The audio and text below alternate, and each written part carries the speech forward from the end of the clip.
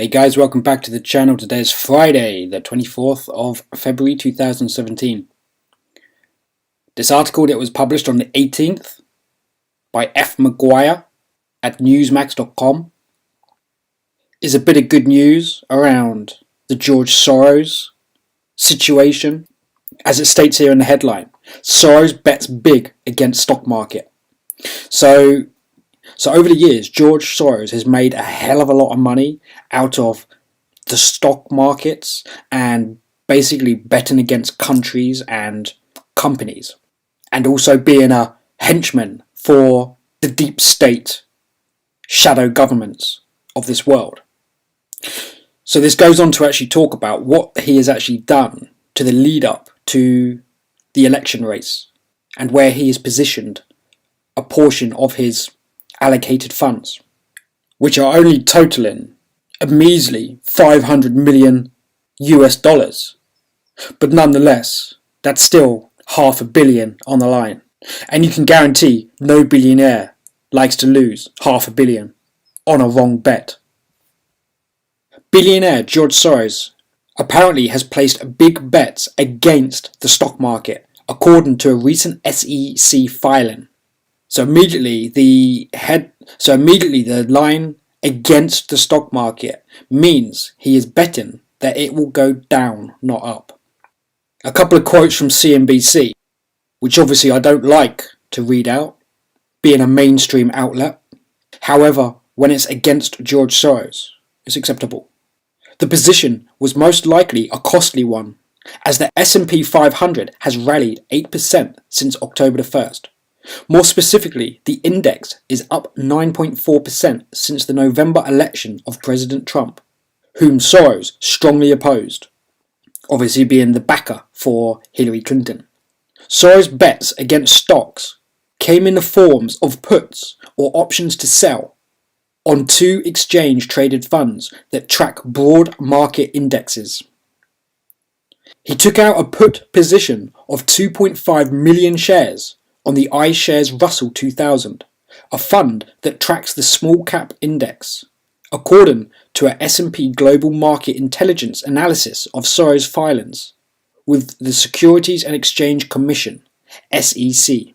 The ETF is up 21% since bottoming just before the election and 12% from October the 1st. So it goes on to talk about, the various allocations he has made throughout the markets. But the long and short of this article is he just had his arse handed to him and has lost millions. Now I know what you're thinking. Well, what's millions to a scumbag like this?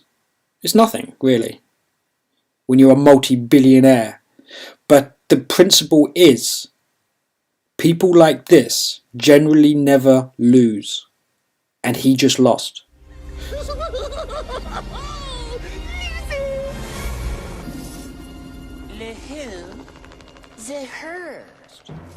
So what does that tell you about what is happening in the back scene of the markets and what Trump is doing and how the global powers are fighting?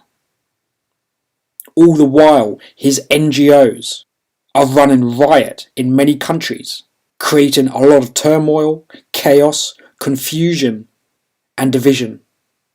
So it's always great news to know that people like this are losing capital, because they normally only put down the capital if it's a sure thing.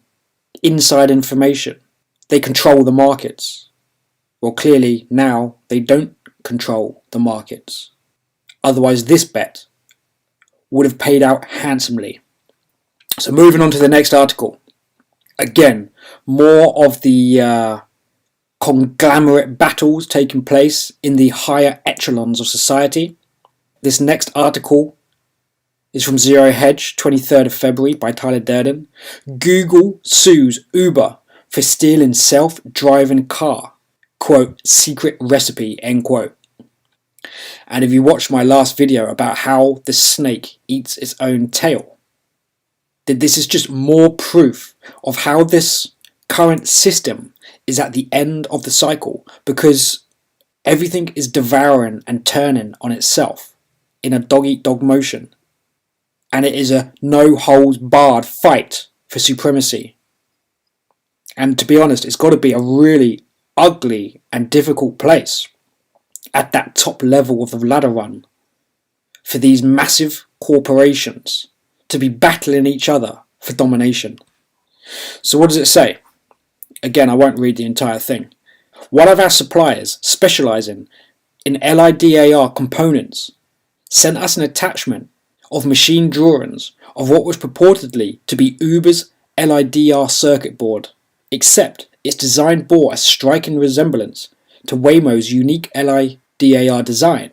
6 weeks before his resignation, this former employee, Anthony Lewandowski, downloaded over 14,000 highly confidential and proprietary design files from Waymo's various hardware systems, including design of Waymo's LIDAR and circuit board.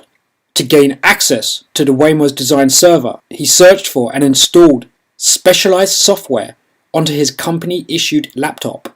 Once inside, he downloaded 9.7 gigabytes of highly confidential files and trade secrets, including blueprints, design files, and testing documentation. Then he connected an external drive to the laptop. He then wiped and reformatted the laptop in an attempt to erase the forensic footprint. A representative from Uber didn't immediately respond to a request for comment, and further down is just a 28-page legal document of proceedings of Google suing Uber. And if you remember, this was actually part of like a joint venture between Uber, Google, and Ford, I think it was, to create a three-way chain of technology in one vehicle to create a self-driving car, which actually I did a video on, which is linked here, on how it's going to be dominating the market space and removing vast amounts of human-driven vehicles, so which obviously affects the human aspect, and not to mention millions of jobs worldwide if this thing rolls out, which obviously it clearly will. So it seems that in the greed aspect of the arena, in that top echelon of conglomerate businesses, Uber has possibly, and I'm only going to be speculating here, put a mole inside of Google to penetrate their database, to download said files, so that they can directly compete, obviously with their branding of the Uber taxi service, which obviously Google are more than pissed off about. So this is going to be one of those cases which you can actually see with the vast global span that Google has and the dominant brand name and forces it can rally to its cause. I anticipate that Uber is going to be totally destroyed. It's like double crossing the biggest company in the planet. They're not the sort of people that are going to take it laying down, are they? So I'd imagine if you look at the actual potential impact of what this technology has on a global business platform, because if you take into account how many taxis are on the roads of our streets, how many long distance vehicles for our food chains, for grocery shops, supermarkets, clothing shops, and just general trade of goods takes place. And then you calculate that by, well, if you could eliminate the entire workforce by replacing them with this self-drive, effectively robotic technology, saving huge amounts of cost, which ultimately goes into the bottom line, Uber have effectively stolen that future profit. So what does that mean? Well, guys, you're probably looking at billions and billions of future revenue. So with that in the back pocket of Google's allegations, I can see it as that being enough evidence to bankrupt Uber permanently. So that's the kind of situation we're talking about here with the dog eat dog. And obviously Google will just take over the Uber side of the business by introducing some form of new similar platform that Uber already offers. Anyway, I'll leave that there, guys, and we'll move on to the next article. This one is, again, Zero Hedge, 23rd of Feb. David Einhorn gets a divorce, short sovereigns, is bullish on gold. David Einhorn is separating from his wife of 24 years.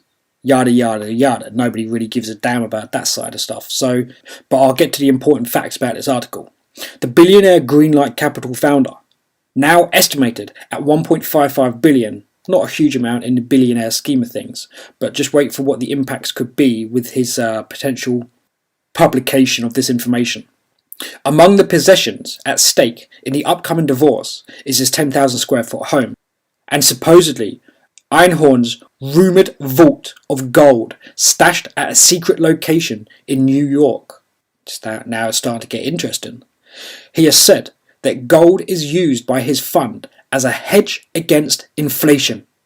So the billionaires in that sort of realm and network know all about fiat currencies depreciating. So why would they hold vast amounts of their wealth inside of something which deteriorates on a daily basis? They don't. They put it into gold and, as stated, stash it in their private vaults. So what else has he got to say? Einhorn is confident that gold will shine nonetheless. Quote, our long-term outlook remains bullish, end quote, for the metal, Einhorn said. So this is basically, guys, just another billionaire coming out promoting gold and what it actually does for one's wealth. So guys, I'm going to leave that video there for a bit of a market and capital update. And we'll get on to some other videos later on today. Thanks a lot for watching. Please do share this, please do comment, and please do like it if the YouTube fascists allow it. See you in the next video.